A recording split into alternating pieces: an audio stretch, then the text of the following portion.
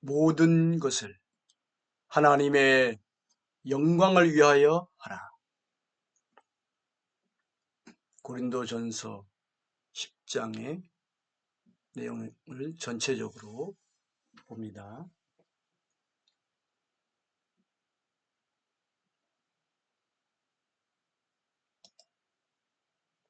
고린도전서 10장 1절부터 끝까지.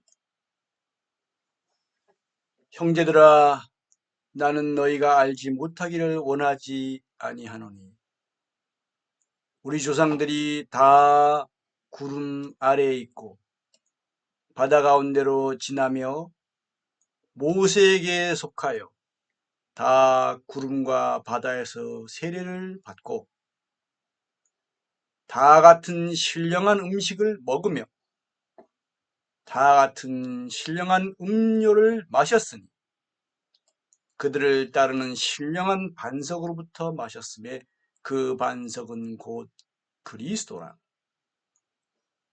그러나 그들의 다수를 하나님이 기뻐하지 아니하셨으므로 그들이 광야에서 멸망을 받았느니라.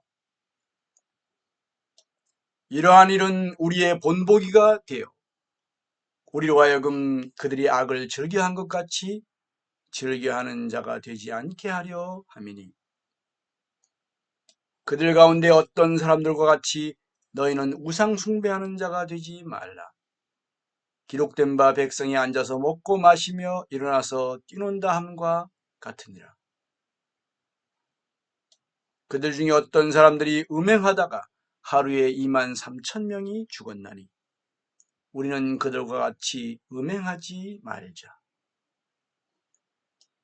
그들 가운데 어떤 사람들이 주를 시험하다가 뱀에게 멸망하였나니 우리는 그들과 같이 시험하지 말자.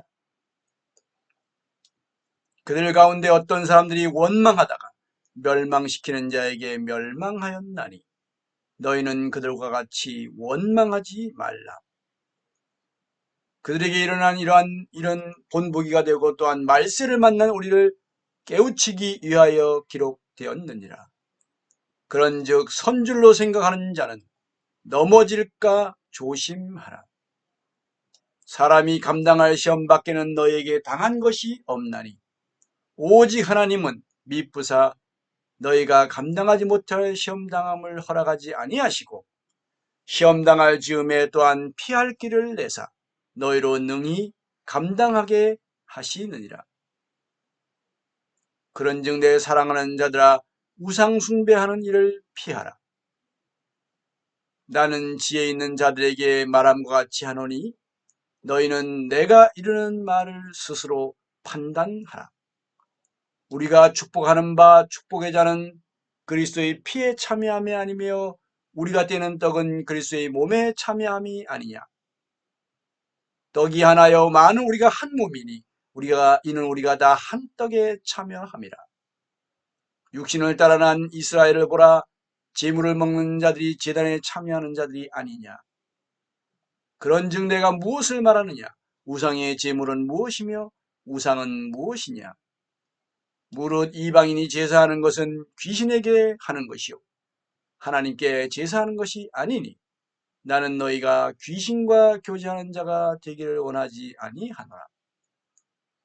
너희가 주의 잔과 귀신의 잔을 겸하여 마시지 못하고 주의 식탁과 귀신의 식탁에 겸하여 참여하지 못하리라.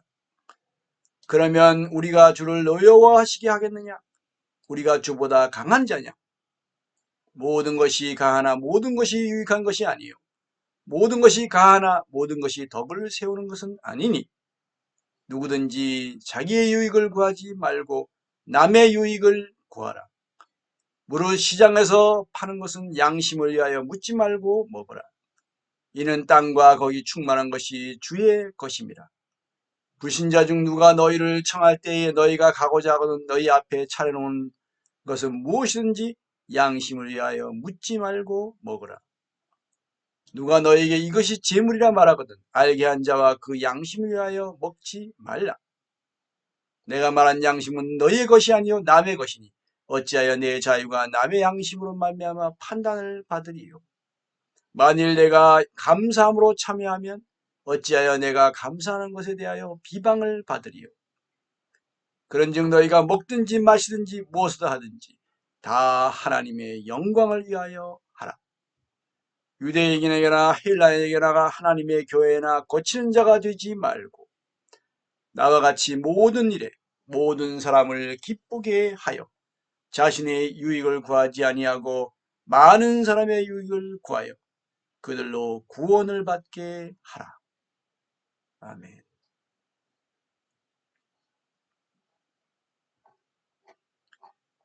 고린도전서 이번 달에 우리는 하나님의 말씀, 성경 자체에 우리가 더 집중하기 위해서 매달 한 책 또는 분량이 적은 책은 몇 책을 묶어서 12달로 나누어서 그 성경에 집중하는데 이번 6월 달에 이번 6월 달에는 고린도전서, 또 7월에는 고린도후서와 갈라디아서에 우리 집중할 것입니다. 거기에는 복음에 대한 변증이 나와 있습니다. 복음에 대한 변증이 고린도후서와 갈라디아서, 우리는 그 부분에 대해서 집중적으로 볼 것이고요. 또 우리가 이렇게 하는 것은 성경 전체를 좀 더 전체적으로 화면으로 1년에 한 번 전체적으로 우리가 또 배우기 위한 것이고, 또 개인적으로 단지 설교만 듣는 것이 아니고 개인적으로 이 말씀 안에 들어가서 본인이 직접 살피면서 성령님께 직접 배우는 그런 기회를 갖게 하려는 것입니다. 그러면서도 거기에 중요한 이런 그 신학적인 그런 주제들, 성경이 다 하나님의 말씀이기 때문에 또 다 중요하지만 그 중에 더 핵심적인 부분, 더 결코 그 부분은 또 여러 곳에서 강조하고 있는 것이면서도 또 반복되지 않는 그러한 부분, 그러한 핵심적인 부분들, 아주 중요한 그러한 부분들을, 그래서 조직신학에서 그 주제로 다루고 있는 그러한 부분들을 또 가르치고 또 배우고 그런 시간도 갖게 될 것입니다. 이제 고린도전서, 오늘 이번 달에는 고린도전서 마지막 강론인데요. 10장을 우리가 택하게 되었습니다. 고린도전서 10장은 어떤 면에서 중요하냐? 우리 제목은 모든 것을 하나님의 영광을 위하여 하라, 이렇게 제목을 달았는데, 여기에 중요한 내용이 8가지로 우리가 8가지로 세밀하게 정리를 했습니다. 핵심적인 내용을 이렇게 정리했는데요. 성경을 보면서 이런 내용을 다루고 설명하고, 그리고 그것을 정리해서 또 제시하도록 하겠습니다. 고린도전서 10장 이 앞부분은 신학적으로 아주 중요한 이러한 내용들을 담고 있습니다. 형제들아, 나는 너희가 알지 못하기를 원하지 아니하노니, 그러니까 반드시 알기를 원하노니 하는 뜻이죠. 너희가 알지 못하기를 원하지 아니하노니, 알지 못하면 안 된다는 겁니다. 반드시 알아야 된다. 그 아주 중요한 걸 강조하기 위해서 이렇게 반어법을 썼죠. 우리 조상들이 다 구름 아래에 있고 바다 가운데로 지나며 했어요. 구름 아래에 있었다. 그것은 그 구름 기둥을 뜻하죠. 광야 생활할 때 이스라엘 백성들이 시내 광야, 아라비아 광야의 그 광야 생활을 40년간 할 때 구름 아래에 있었다. 구름 기둥이 있었고 그 구름 기둥이 또 이렇게 버섯처럼 위에 구름으로 덮여 있었어요. 기둥이 받쳐지고 있었고 그래서 구름 기둥이라고 표현했는데 그리고 바다 가운데로 지났다. 이것은 홍해 바다를 건넌 것이죠. 그런데 그것을 사도 바울은 어떻게 계시를 받아서 어떻게 우리에게 해석을 해주었냐? 모세에게 속하여 다 구름과 바다에서 세례를 받았다라고 해석해주고 있습니다. 이건 성령께 감동하심을 받아서 해석한 것이죠. 이런 건 우리가 다르게 해석하면 안 되는 것입니다. 그 구름은 구름과 여기서 바다 가운데 지는 건 세례가 아니다. 이렇게 하면 안 돼요. 그거는 완전히 틀린 것이고 진리를 대적하는 것이죠. 모세에 속하여 다 구름과 바다 가운데 세례를 받았다. 그럼 우리가 받는 이 세례를 물 세례를 받은 거예요. 구름으로 물 세례를 받았고 바닷물로 물 세례를 받은 거예요. 이 사람들이. 그럼 우리가 받은 세례하고 다른 형태는 다른데 내용은 같다. 그런 뜻입니다. 약세를 받든지 물속에 완전히 잠기는 침례를 받든지 형태는 다른데 그 영적으로 그 의미에 있어서 하나님이 인정하시는 부분에 있어서는 같다는 것이고 여기 구름과 바다 이렇게 다른 걸 요단강에서 받든지 또 욕조에서 침례를 받든지 다 같은 세례죠. 그것은 죽음. 일단 옛사람이 죽고 이제 새 사람이 그리스도 안에서 새 사람이 된다. 그런 의미에서의 세례이기 때문에 같은 의미로 말하는 것이죠. 그리고요, 세례만 그들이 세례만 받은 게 아니에요. 우리가 받은 세례 같이 받았다고 분명히 제시하는 것이고요. 다 같은 신령한 음식을 먹었다. 이게 뭡니까? 만나예요. 그들은 하늘로부터 내려온 만나. 그것을 영적인 음식이라고 그래요. 우리와 같은 영적인 음식을 먹은 것이라는 뜻입니다. 다 같은 신령한 음료를 마셨으니 그들도 다 마셨지만 우리가 마시는 신령한 음료 뭡니까? 예수님의 피. 여기 신령한 음료는 예수님의 살이죠. 그래서 만나는 사실 예수님의 살을 뜻하고 그리고 그들을 따르는 신령한 반석으로부터 마셨다. 그 큰 돌이 그 반석이 따라다녔어요. 이스라엘 백성들이 가는 곳마다 따라다녔다고 분명히 여기 말하잖아요. 따라다녔다고요. 그러니까 어디 가가지고 지하수를 파서 물을 먹은 게 아니에요. 매번 갈 때마다 땅에 있는 그 지하수를 올려서 먹은 게 아닙니다. 어떤 큰 반석이 큰 돌이 따라다녔어요.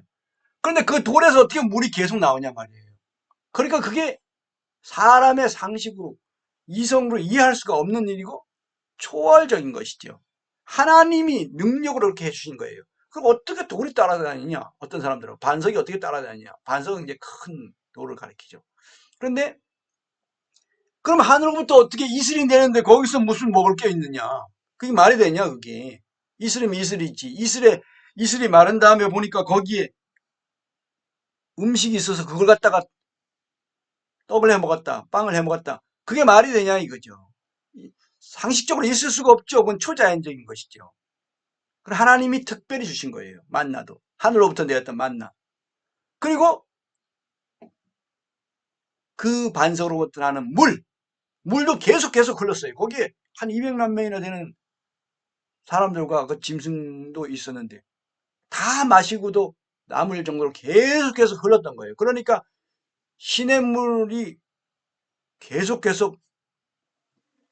흘렀던 것이죠. 그런데 그 반석이 곧 그리스도라고 그랬어요. 영적으로는 그리스도라는 것입니다.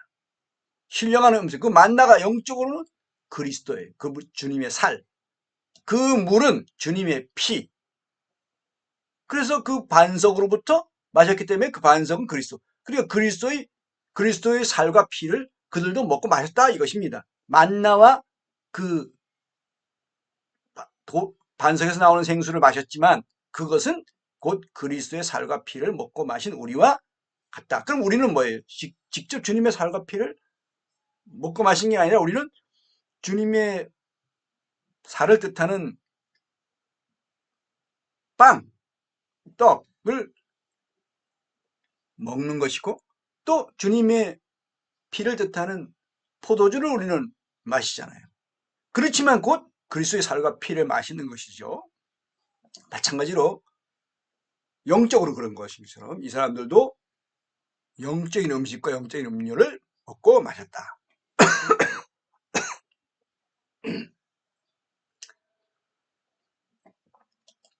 그런데 중요한 것은 이것입니다.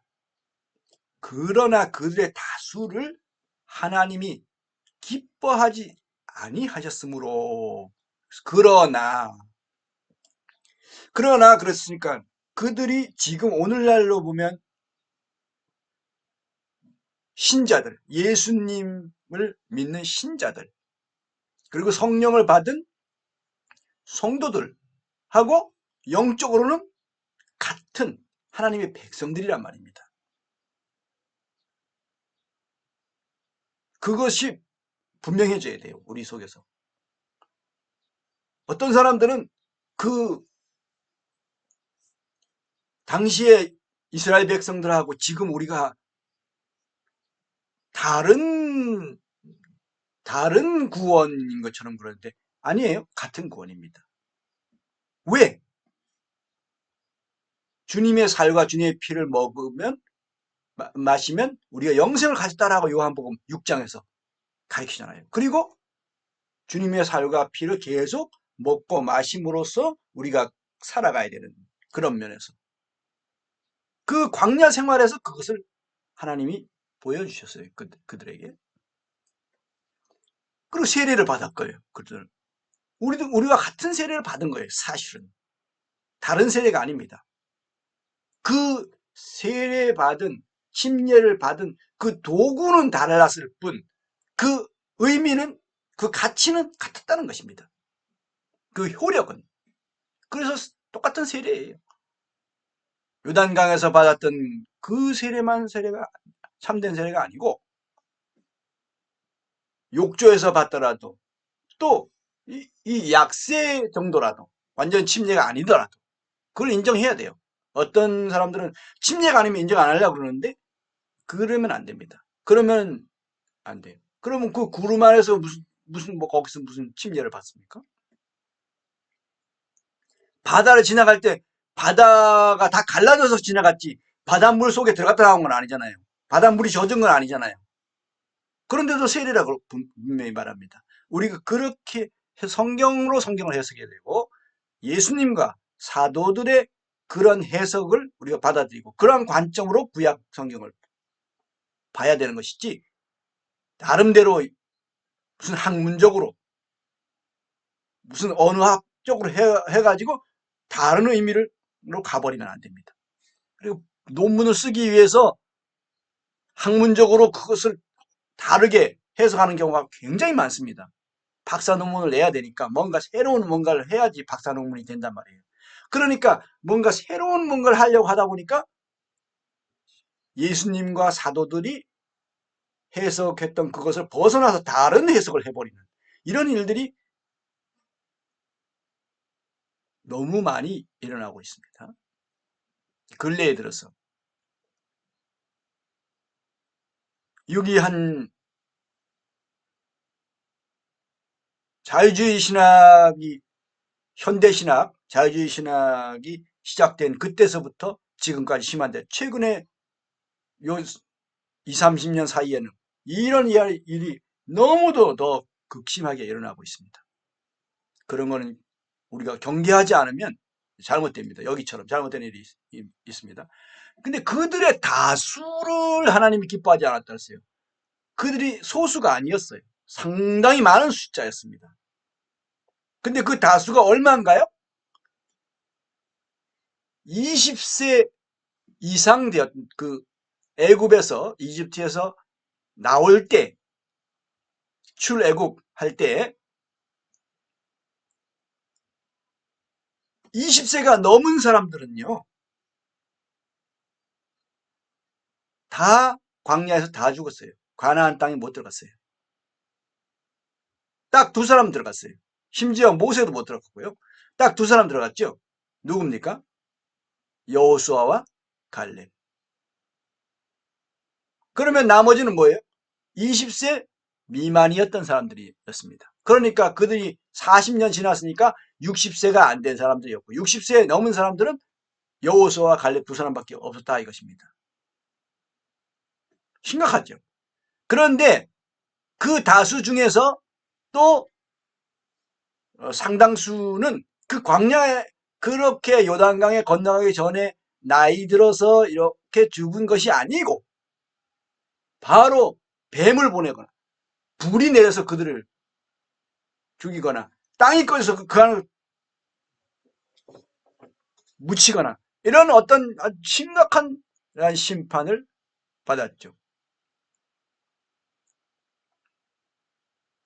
왜 그러냐? 하나님이 기뻐하지 않으셨기 때문에. 그러니 하나님의 영광을 위해서 사는 것이 아니고 이거 잘못된 것입니다. 우상 숭배를 하거나 악행이 뒤에 나옵니다. 왜 그러냐?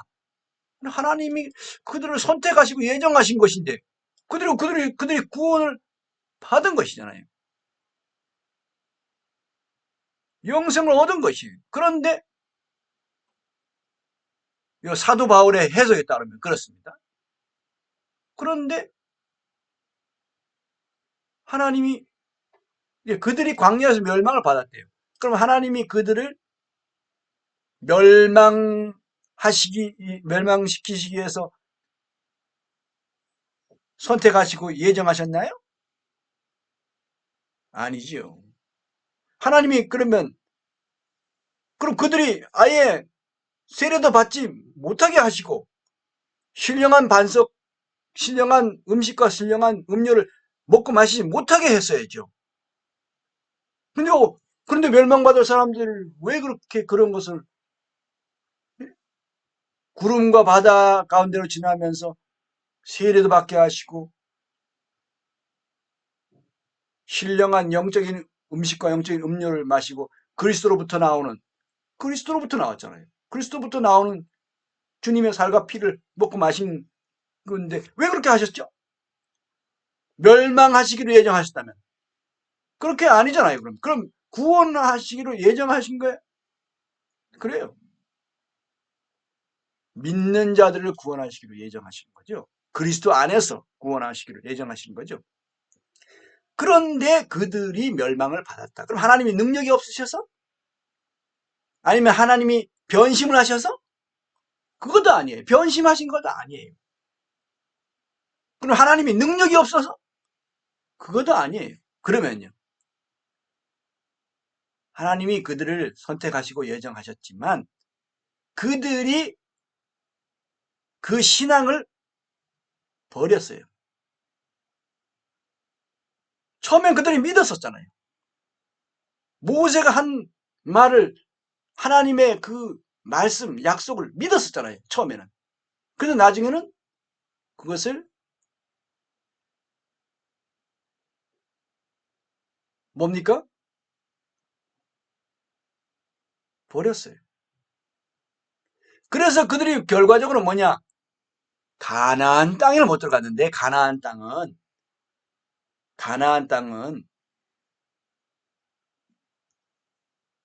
영생을 잃어버리는 것이 아니고 그것은 상급이에요. 만일에 가나안 땅이 영생이라면 모세도 영생을 얻지 못한 것이 되잖아요. 오늘 그걸 주님이 보여주시더라고요. 오래되긴 했지만 그러면서 가나안 땅, 가나안 뭐 요단강 건너가 만나리 이러면서 그 죽음 후에 그 영원한 생명 안에 영생에 들어가는 것으로만 생각했는데 그게 아니라 그러면 가나안 땅은 상 받는 것이구나. 모세가 영생을 잃어버렸다고 한다는 건 말이 안 되지 않냐. 이렇게 되면서 이 가나안 땅에 들어가는 것이 상 받는 것임을 보게 되었어요. 그래서 여기 그들이 광야에서 멸망을 받았다 하는 것이 뭡니까? 상을 잃어버리는 거예요. 가나안 땅에 들어가지 못했다. 뭐 60세도 안 됐는데.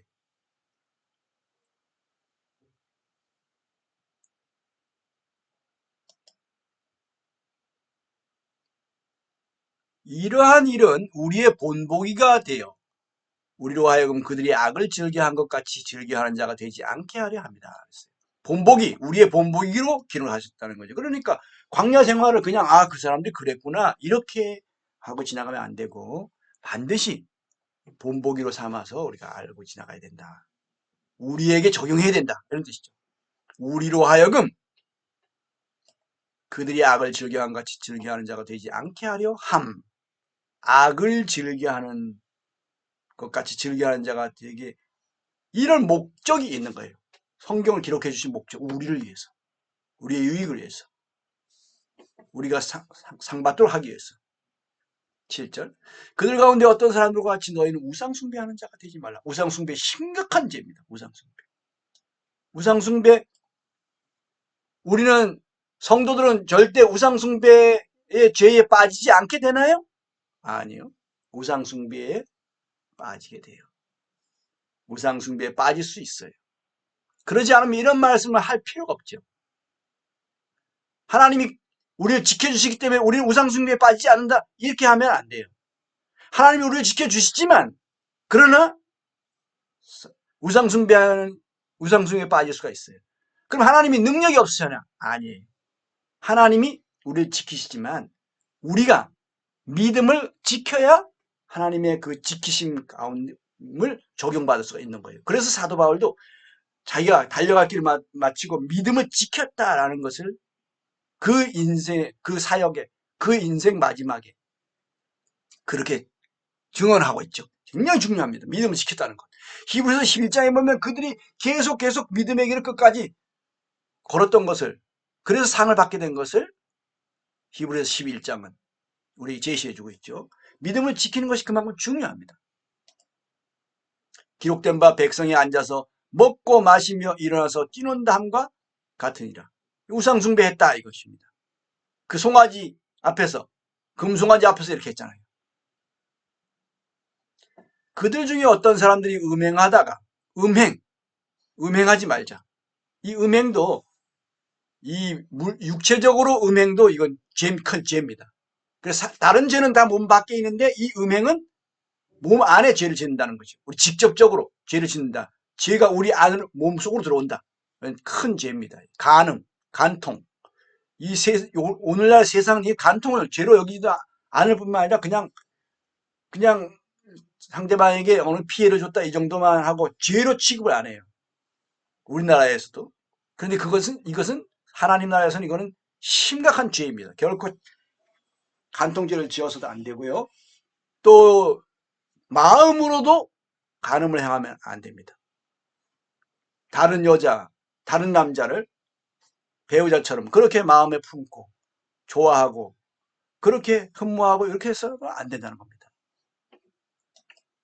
이성으로서 그렇게 해서는 안 된다는 거죠. 물론 동성에 대해서도 그렇게 이성적인 그러한 마음을 연모하는 그런 마음을 품으면 안 되는 것이죠. 그건 죄입니다. 하나님 앞에서는. 그들 가운데 어떤 사람들이 주를 시험하다가 뱀에게 주님을 시험하는 거, 이걸 주님을 테스트하는 거예요. 하나님이 진짜 약속을 지키냐 안 지키냐 보자. 하나님 틀림없이 약속을 이런 거죠. 그런데 하나님은 틀림없이 약속을 지키시는 분이신데 하나님이 약속을 안 지키시네? 이렇게 돼버리는 거예요. 아니에요. 지키신 거예요. 하나님 계속 약속을 지키셔요. 그들을 계속 사랑하셨어요. 그들을 계속 보호해 주셨어요.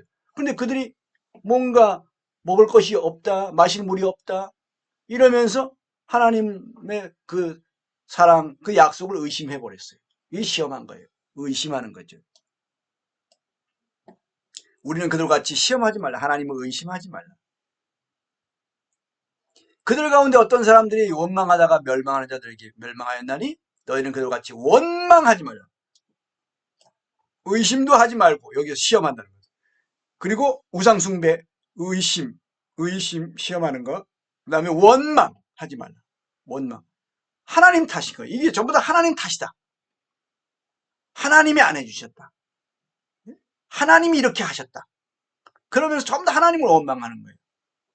아니죠. 하나님은 선하신 분이지 결코 악행을 하신 분이 결코 아닙니다.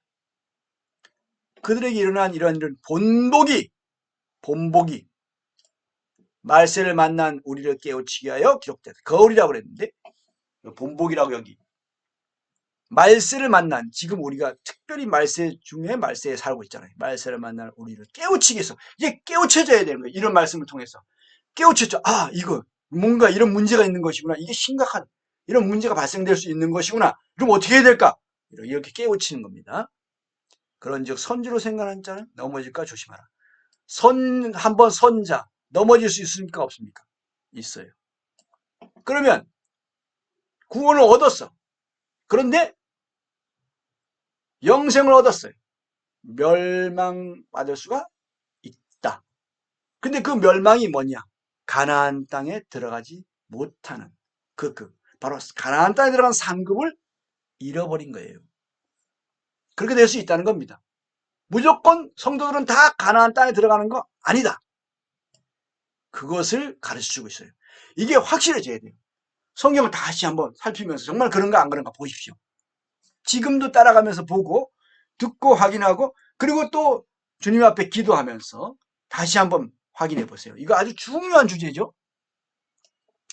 사람이 감당할 시험밖에는 너희에게 당한 것이 없나니. 여기 한번 더 보면 조심하지 않으면 어떻게 돼요? 넘어질 수 있다. 선지로 생각하는 자 어느 정도 좀 그래도 이 정도면 난 되지 않았느냐, 이렇게 성도들이 생각할 수 있어요. 나 정도면 그래도 신앙생활 괜찮게 하는 거지, 이렇게 생각할 수 있어요. 그런데 넘어질 수 있습니다. 심지어 제자가 된 후에도 넘어질 수 있어요. 조심해야 됩니다. 조심하지 않으면 넘어져. 왜 그랬냐? 왜 하나님이 지켜주시는데, 왜 하나님이 약속하셨는데, 왜 하나님이 보호하시는데, 왜 하나님이 사랑하시는데 왜 이렇게 넘어지는 일이 왜 생길까? 하나님은 테스트 하시기 때문에 그래요. 테스트. 시험 보시는 거예요. 시험 보신다고요. 그래서 뒤에도 보면 이제 나오는데, 그래서 조심하지 않았기 때문에 잘못되는 거예요. 조심하지 않으면 잘못됩니다. 사람이 감당할 시험밖에는 너희에게 당한 것이 없나니. 여기서의 시험은 뭐냐? 이거는 테스트가 아니고 템테이션, 유혹이에요. 미혹. 사람이 감당할 미혹을 사람이 당한다는 겁니다. 미혹 당하는 일이 있다는 거예요. 유혹을 받게 된다는 겁니다. 사람은 유혹을 받게 돼요. 마귀에게. 그런데 오직 하나님은 믿음직하시기 때문에 너희가 감당하지 못할 시험 당함을 허락하지 않으신다. 그러면 감당할 만큼만 허락하신다는 거죠. 그러니까 감당할 수 없을 정도나 허락하지 않으셔요. 거기까지 하나님이 지켜주시고 보호하시고 하신다는 겁니다. 그런데 감당할 수 있는 시험 당하는 것은 허락을 하셔요. 직접 주시진 않으신데 이 유혹을 허락하셔요. 이걸 신앙 용어에서는 허용 의지라고 그러시는데 허락을 하세요. 어떤 거는 허락하지 않으시고 어떤 거 허락하신다고요? 감당할 수 없는 건 허락 안 하셔요. 감당할 수 있는 거는 허락하셔요. 그런데 그 감당할 수 있는 것을 감당하지 않으면 징계하세요. 심판하세요. 이 불신자들이 받는 심판 말고 성도들이 받는 심판. 로마서 14장에 나오고 고린도 후서 5장에 나오는 그 심판이에요. 그리고 야고보서 3장 나오고 하나님의 집에서 먼저 심판이 시작되는 그런 것. 그것을 뜻합니다. 다른 거예요. 그것은 영원한 불못에 떨어지는 영원히 불못 행을 하게 되는 그 심판 말고 성도들이 먼저 받는 심판이 있어요. 첫째 부활에 참여하게 될 것인가 못 될 것인가. 그러니까 가나안 땅은 사실상은 그리스도와 함께 1000년 동안 왕노를 사는 또 어린 양의 혼인잔치에 참여하는 첫째 부활을 얻는 그 천년왕국을 상으로 받는 것을 뜻합니다. 그리고 거기에 히브리서 11장에서는 한 성, 그것이 요한계시록에서는 거룩한 성 새 예루살렘, 그래서 상으로 받는 것을 뜻하는 거예요. 그래서 시험 당할 즈음에 피할 길을 내서 이건 감당할 시험만 허락하신 거예요. 너희로 능히 감당하게 하시니라. 감당할 수 있는 것만 허락하셔요. 감당할 수 없는 것은 허락 안 하신다는 것. 이 13절 중요합니다.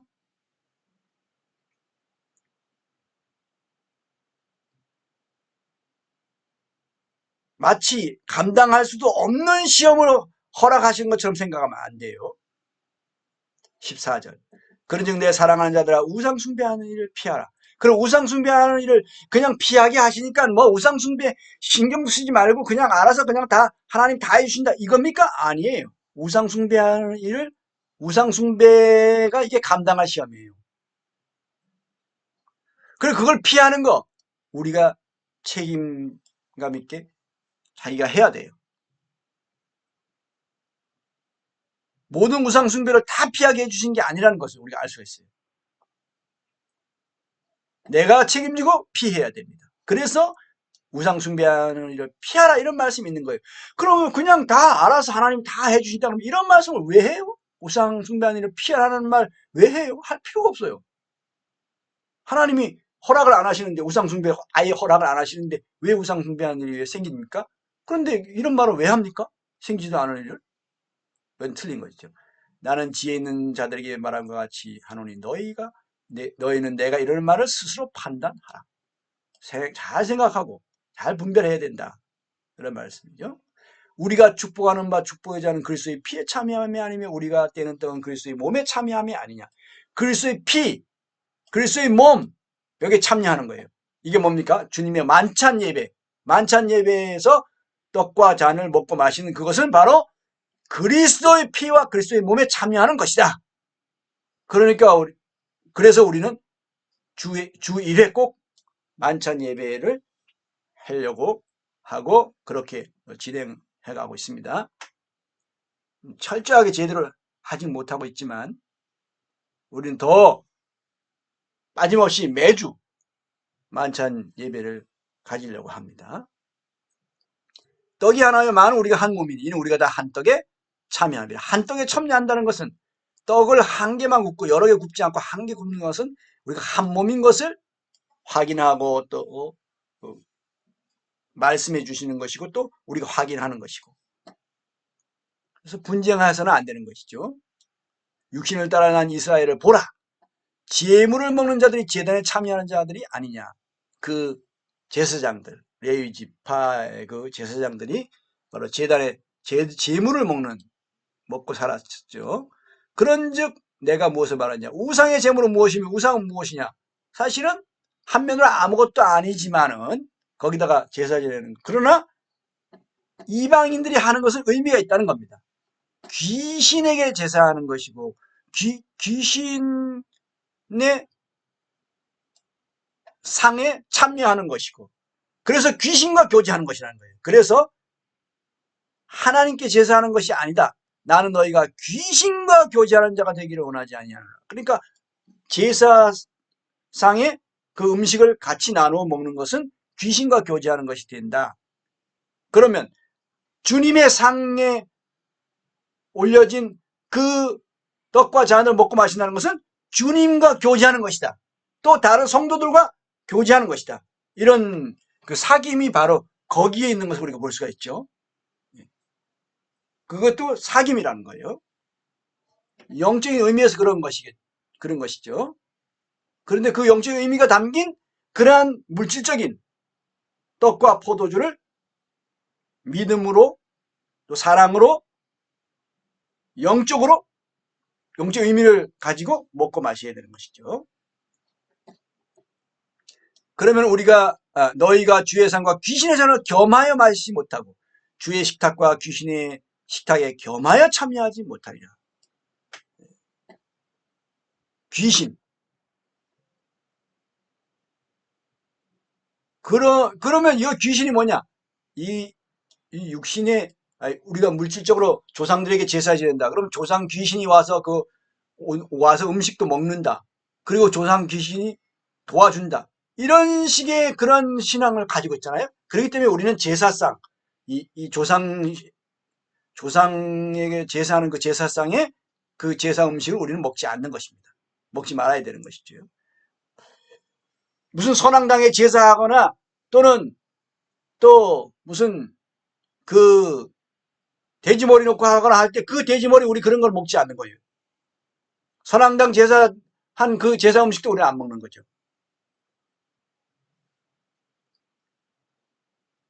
왜? 귀신의 식탁과 주님의 식탁에 겸하여 참여하지 않기 위해서.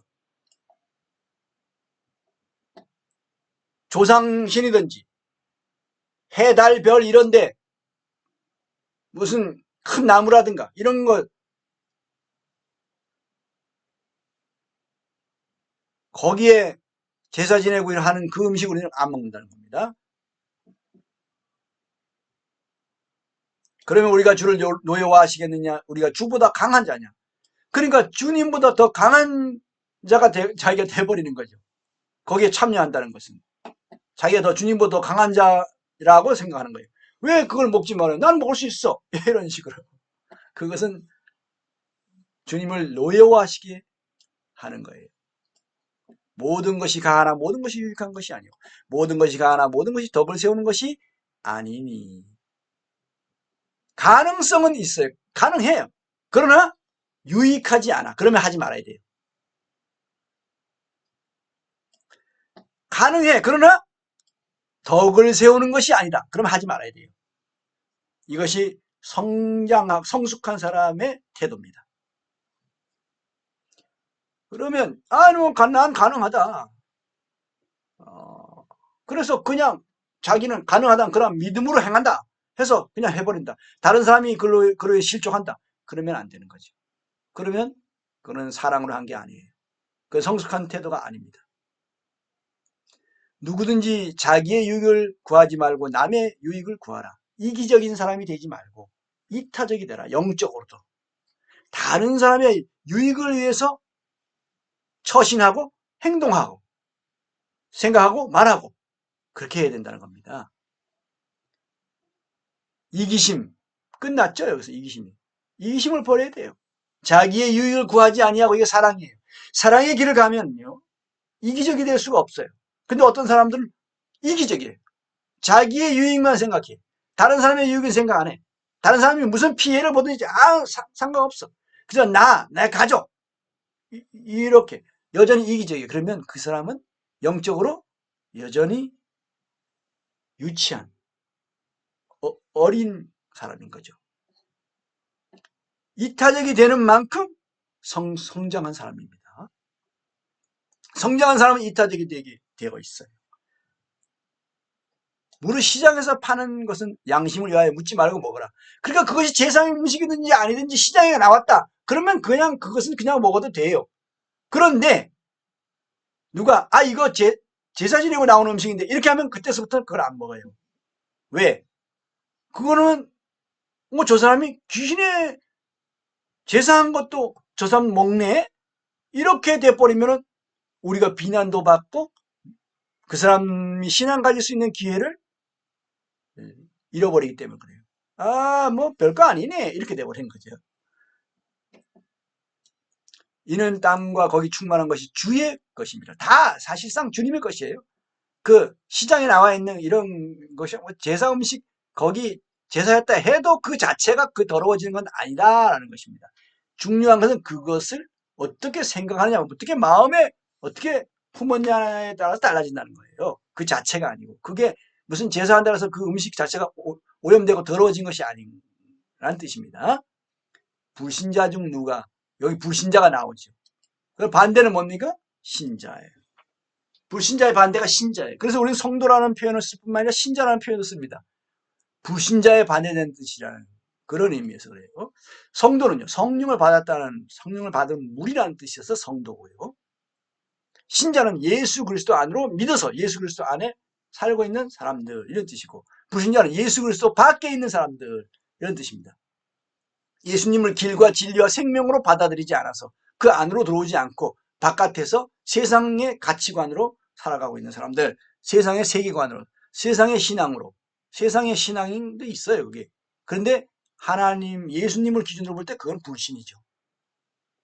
그들 나름대로 신앙을 다 가지고 있습니다. 신앙이 없는 사람이 없어요. 하나님이 안 계시다고 믿는 그게 신앙이잖아요. 그것도 믿음이잖아요. 하나님 계신 게 않는 걸 그들이 알아요, 몰라요? 알 수 있어요, 없어요? 몰라요. 증거를 그들이 나름대로 제시하지만 하나님이 계신 증거가 더 훨씬 많죠. 그런데 그들은 하나님이 계시지 않다고 믿는 거예요. 하나님이 계시다고 믿지 않는 것에서 불신자이고, 하나님이 계시지 않다고 믿는 자들, 그들도 다 종교가 있는 거예요. 무교가 없어요, 사실상은.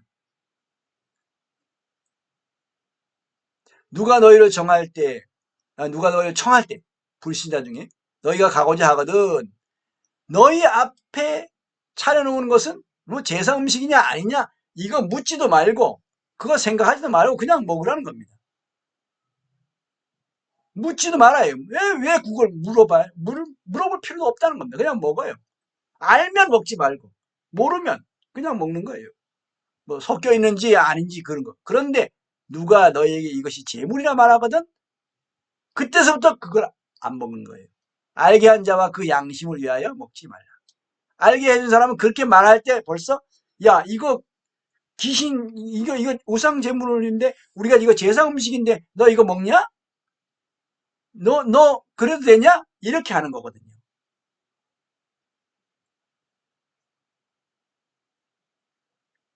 그래서 그 양심을 위하여 먹지 말라. 그 사람을 위해서.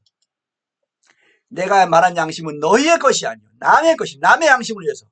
어찌하여 내 자유가 남의 양심으로 말미암아 판단을 받으려. 판단받을 일, 비난받을 일. 여기에는 비난이 나오죠. 만일 내가 감사함으로 참여하면 어찌하여 내가 감사하는 것에 대하여 비방을 받으려. 나는 감사함으로 먹었는데 그건 무슨 상관이 있어? 이게 아니고 비방을 한단 말이에요. 거기서 흉을 본단 말입니다. 아, 그 사람이요, 그 예수 믿는다더니 그 사람 그 나이롱 신자예요. 나이롱 신자. 내가 이거 제사 음식이라고 얘기했는데도 먹던데? 그게 뭐야?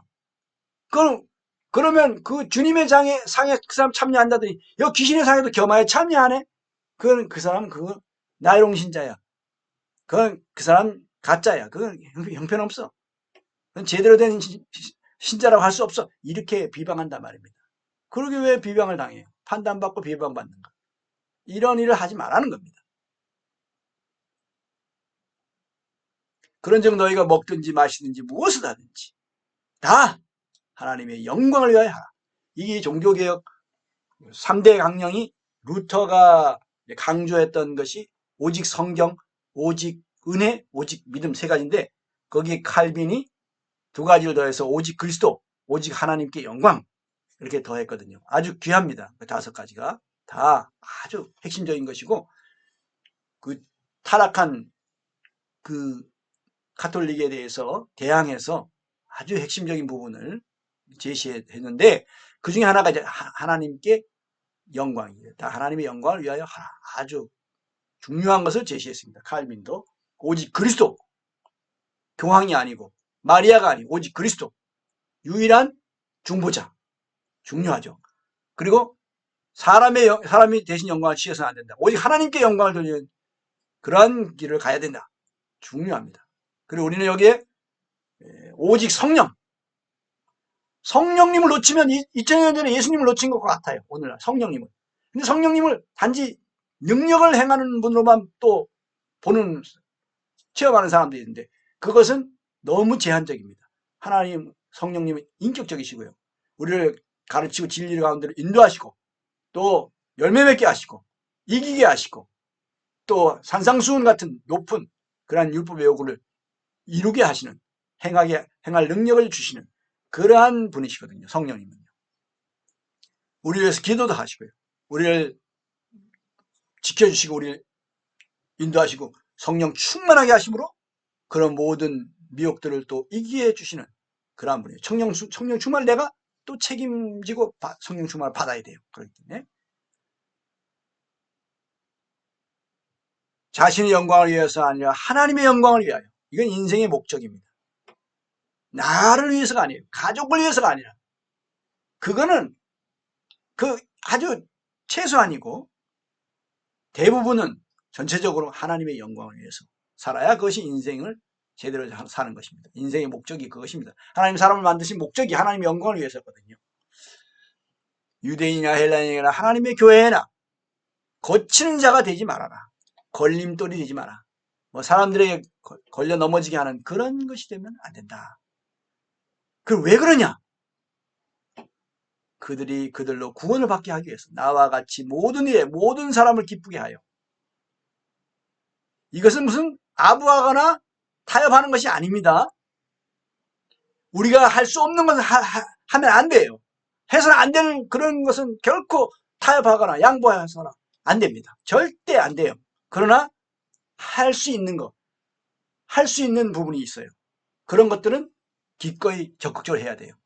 모든 사람, 모든 일에 모든 사람을 기쁘게 하는 이런 사도 바울의 이런 태도, 그것을 본받는 게 이게 성숙한 태도입니다. 자신의 유익을 구하지 아니하고 많은 사람의 유익을 구하여. 이겁니다. 결국은 이것이 모든 사람을 기쁘게 한다는 것. 이타적이 되는 사람이에요. 그런데 이건 소극적인 이타적인 게 아니고 적극적인 이타입니다. 다른 사람을 유익하게 하는데 적극적으로. 저는 지난 몇 년보다 올해서부터 더 다른 사람을 유익하게 하는 일에 더 적극적이 되었습니다. 그리고 그렇게 행동을 지금 해가고 있고 시작했고 점점 그런 부분이 증가돼 가고 있는데 하나님께서 그런 걸 말씀해 주시고 그렇게 행하도록 은혜를 주셨어요. 동기부여도 해 주셨어요. 그러지 않고서는 나는 그냥 예전에 살던 그대로 그냥 살아왔을 거예요. 새롭게 그렇게 내 속에서 역사를 새롭게 시작하시는 것을 우리 느끼게 되고 또 감사하게 되고 순종함으로써 그런 열매들이 지금 이제 꽃이 피고 열매가 달리고 있습니다. 결국은 뭡니까? 그들로 구원을 받게 하라. 그들로 구원을 받게 하기 위해서예요. 그러니까 여기서 앞부분은 우리가 그들을 이스라엘 사람들이 40년 광야 생활을 하던 그 과정에서 그들이 가나안 땅에 들어가지 못하고 멸망받은 그 부분에 대해서 우리 본보기로 삼고 내 자신을 조심해서 넘어지지 않도록 조심해서 이 길 가야 된다. 우상숭배 하지 말고 원망, 시비, 의심, 불평 하지 말고 그리고 우리가 내 생각만 하지 말고 다른 사람의 구원을 위해서 항상 모든 것을 생각하고 모든 것을 계획하고 모든 것을 행동하고 모든 일을 해야 된다는 겁니다. 그들로 구원을 받게 하는 이게 사랑으로 하는 것이죠. 이것이 하나님의 사랑으로 우리가 적극적으로 사랑하는 것입니다. 하나님을 사랑할 뿐만 아니라 서로 사랑하고 형제를 사랑하고 이웃을 사랑하고 원수까지도 사랑하는 그것을 사랑의 길을 왜 갑니까? 하나님의 영광을 위해서 또 그들의 유익, 최대의 유익, 그들이 구원받게 하는 것. 그들로 구원받게 하기 위해서 우리가 온 하루 종일 우리가 하나님의 영광을 위해서 다른 사람의 구원을 위해서 그렇게 우리가 살아야 되는 걸 고린도전서 10장 우리에게 보여주고 있습니다. 이제 이 내용을 정리하면서 이 강론을 마무리 짓겠습니다. 모든 것을 하나님의 영광을 위하여 하라. 그리고 다른 사람의 구원을 위해서 그들의 유익을 위해서 행동하라. 첫째, 세례, 침례를 받고 구름과 바다 가운데서 받았다 그랬죠. 그들 이스라엘 백성들은 그리스도로부터 영적인 음식과 음료를 받아 마신 사람들. 그들도 그리스도로부터 만나와 그 생수를 받았죠. 그 식수를 받았습니다. 만나와 식수. 그 따라다니는 그 반석을 가리키면 그 반석이 물을 냈었어요. 그러니까 아마 그냥 갈 때는 물을 안 내고 있다가 가서 정착해서 물이 필요할 때 물을 내고 그렇게 했던 걸로 보입니다. 성도가 된 후에 악행 때문에 멸망받을 수 있는데 이 멸망이 뭐냐? 가나안 땅에 들어가지 못하는 그것을 여기서 멸망이라고 표현을 했는데 그건 징계입니다. 그리스도인들도 받을 수 있는 형벌입니다. 고린도후서 11장 2절부터 4절에 보면 그 우리 그리스도의 거기 한번 볼까요? 우리가 이걸 누차 계속 반복해서 보고 있지만 이건 꼭 알아야 되고 마음에 새겨야 되는 건데요. 내가 하나님의 질투로 너희를 위하여 질투하노니 내가 너희를 정결한 처녀로 한 남편인 그리스도께 드리려고 중매합니다. 이게 정결한 처녀에 대한 순교를 잃어버리는 거예요. 더럽혀지는 겁니다. 우상숭배로. 이렇게 되면은 안 된다 이겁니다. 뱀이 그 간계로 하와를 미혹한 것 같이 너희 마음이 그리스도를 향하는 진실함과 깨끗하면서 떠나 원래는 그렇게 했었는데 그 마음이 떠나서 부패할까 두려워하노라. 부패할 수 있습니까 없습니까? 할 수 있으니까. 그럼 미혹당할 수 있습니까 없습니까? 미혹당해요. 하와가 미혹당했던 것처럼 뱀에게 오늘날도 마귀에게 미혹당할 수 있다는 겁니다. 그러나 감당할 수 있을 만큼만 허락하셔요 하나님이. 감당할 수 없을 부분은 허락 안 하세요. 하나님은 사랑이실 뿐만 아니라 공의의 성품도 가지셨기 때문에 그렇습니다. 사랑과 공의. 만일 누가 가서 우리가 전파하지 않은 다른 예수, 이게 바로 우리를 부패시키는 거예요. 변질시키는 겁니다. 너희가 받지 아니한 다른 영을 받게 하는 거. 이거 오늘 다른 영을 받을 수도 있다. 무섭죠? 성령 받는 것 같은데 성령 말고 다른 영을 받는 일이 있다 이겁니다. 실제로 그런 일이 일어나요. 이건 무서운 의미입니다. 성령 사역한다고 하면서 우리는 성령님이 아닌 그런 영들의 현상들을 많이 봤어요. 그건 다른 영을 받은 겁니다. 다른 종교에서 하는 이런 것들도요.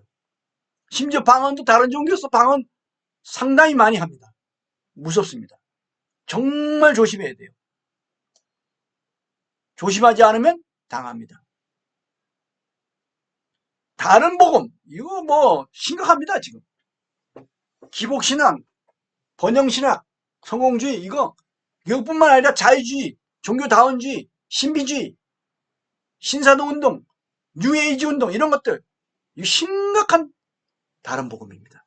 그 다음에 신복음주의, 신정통주의 이런 것, 신정통주의 이런 것도 사실상 정통주의가 아니에요. 복음주의도 아니에요. 그래서 신이라고 붙이는데 어느 정도 조금 더 발전된 것도 아니고 이거는 완전 자유주의와 다를 바가 없어요. 이건 아주 정말 심각한 이단 교리를 가득 담고 있습니다. 근데 그것을 용납하면 안 된다는 겁니다. 부패할 수 있다. 너희 마음이 그리스도를 향하는 진실함과 깨끗함에서 떠나지 말아야 되는데 계속 그래야 돼. 진실해야 되고 깨끗해야 되는데 오염되고요. 간음을 행하는 거예요. 음행하게 되는 거예요. 영적으로. 세상 간음하는 여인들이요. 세상과 벗된 것이 하나님의 원수되는 거예요. 세상과 벗이 되는 것이 바로 영적 간음이죠. 우상숭배예요. 그게. 부패할 수 있다. 그래서 사도 바울은 두려워했어요. 아니 부패하지 않을 것 같으면 사도 바울이 왜 이렇게 두려워해요? 이거 뭐 말도 안 되는 말을 왜 해요? 앞뒤가 안 맞는 말을 왜 해요? 사도 바울은? 그렇게 생각하면 안 됩니다. 그러니까 그들이 틀린 것이 사도 바울이 틀린 게 아니잖아요.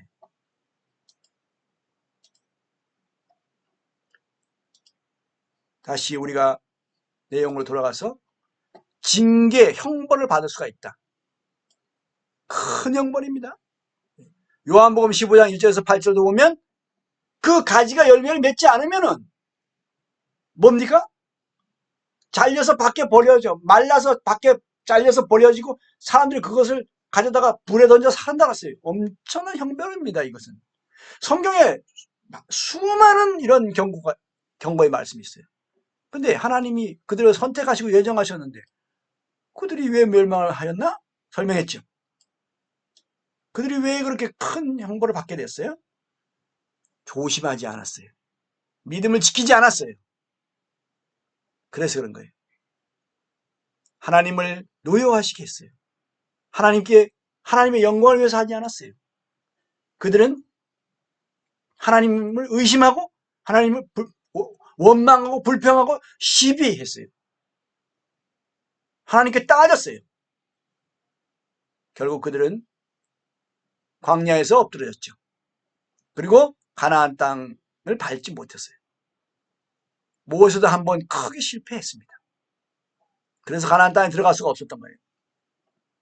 구약 성경에 나오죠. 그런 내용들이. 이제 우상 숭배하는 일을 피하라. 이거 아주 무섭습니다. 그럼 뭐가 우상 숭배냐? 탐심이 우상 숭배. 탐심 우상 숭배라고 골로새 3장 5절에 분명히 나와 있어요. 욕심, 탐심, 자아가 우상이 돼요. 가족이 우상이 되고, 돈이 우상이 되고, 명예가 우상이 되고, 지위가 우상이 되고, 권력이 우상이 되고, 이걸 피해야 됩니다. 우상 숭배하는 일을 피하라. 선주를 생각하는 자는 그냥 가만히 있어야 되는 것이 아니고 넘어질까 조심해야 돼요. 그러지 않으면 넘어집니다. 하나님은 결코 미혹하시진 않아요. 그러나 미혹을 허락하십니다. 그리고 피할 길을 내셔요. 감당할 시험만 허락하시요. 그런데 감당할 시험만 허락하시는데 왜 감당을 못하고 넘어지냐? 미혹당하거나 범죄하여 멸망하는 이유가 뭡니까? 감당할 시험밖에 허락하지 않았는데 왜 그걸 감당 못하고 왜 넘어집니까? 조심하지 않아서.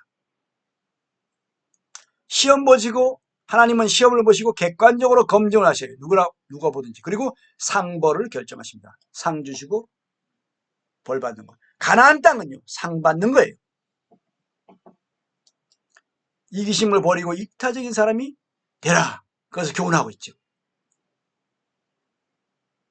얼마나 이타적인 사람이 되느냐가 그 사람의 성장, 성숙도를 결정하는 거죠. 불신자들로부터 판단과 비방받을 일을 하지 말라. 세상에 너무 부끄러운 세상에 피해를 주고 예배당을 크게 짓는다고 사람들이 다니던 길을 다 없애버리고 그래서 그 비방을 받고 그 사람들을 불편하게 만들고 이런 일은 있어서는 안 되는 거죠. 그리스도인들은 그렇게 해서는 안 돼요. 그 사람들이 그 구원받을 길을 다 막아버리는 거잖아요. 불신자들 구원받을 길을 그런 걸로 인해서. 저게 뭐냐? 어? 세상 사람들 불신자들보다 못한 사람들인데 이렇게 돼버리는 거예요. 그런 일들이 얼마나 비일비재하게 일어납니까? 오늘날. 모든 일을 하나님의 영광을 위하여 하라. 마지막으로 사도 바울은 이렇게 거기에서 요한복음 고린도전서 10장에서 이렇게 정리합니다. 유대인에게나 헬라인에게나 하나님의 교회나 다로 하나님 유대인과 하나님의 교회를 지금 구분해서 지금 얘기하고 있죠. 거치는 자가 되지 말고 헬라인이요 이방인을 가리켜요. 거치는 자가 되지 마라. 그들에게 손해가 되는 일, 그들을 마음 상하게 하는 일 하지 마라. 그들을 걸려 넘어지게 하는 일 하지 마라. 나와 같이 바울을 본받아서 모든 일에 모든 사람을 기쁘게 하여 자신의 유익을 구하지 아니하고 자신의 유익을 구하지 아니하고 많은 사람의 유익을 구하여 그 목적이 뭡니까? 그 목적이 뭡니까? 그들로 구원을 받게 하라. 그들로 구원을 받게 하라. 그러니까 사람들이 나를 볼 때 나도 예수님 믿어야 되겠다. 이런 생각을 갖도록 말하고 행동해야 된다. 그런 뜻인 거죠. 고린도전서 9장 19절부터 23절에 사도 바울이 자기가 어떻게 행동했는지에 대해서 간증하는 내용이 나옵니다. 오늘 우리는 모든 것을 하나님의 영광을 위하여 하라. 선주로 생각한 자는 넘어질까 조심하라. 자신의 유익을 구하지 아니하고 많은 사람의 유익을 구하여 그들로 구원을 받게 하라. 이 귀한 말씀을 함께 나눴습니다. 주님께서 이 말씀이 우리 속에 적용되고 우리가 이것을 소화하고 그래서 깨닫고 체험하고 적용해서 성장하고 성숙한 사람이 되게 하시기를 기도드립니다.